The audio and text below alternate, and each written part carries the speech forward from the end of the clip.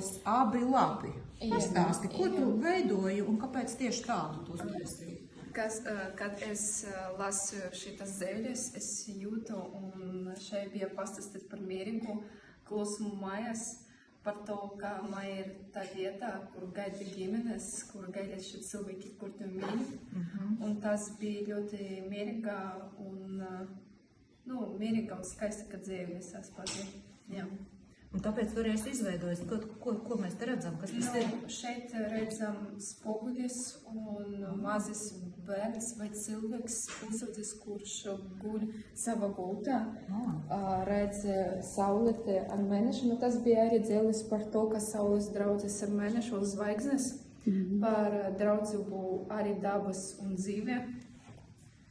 Jā, jo tā dzējolē jau īsti nav par māju un par ģimeni. Tur ir par to, ka mēs būsim kā saule ar mēnesi, kā saulīte zelta spilvenā, kā mēnesis ar sauli mēs dzīvosim tā.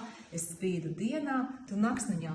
Un tu no tā esi radījis tādu savu pasauli, kurā tā saule ar mēnesi ienāk mūsu mājā, tavā istabā, kurā ir labi un silti, kurā ir miers un mājīgums. Un tas ir tā lielākā vērtība, ka mēs dzējoli ieraugam kaut ko paši sevi, ne tikai tos konkrētos vārdus, ko katrs varētu ieraudzīt un iztulkot. Labi, Sofija, paldies. Paldies jums, ka tu izstāstīji. Paldies.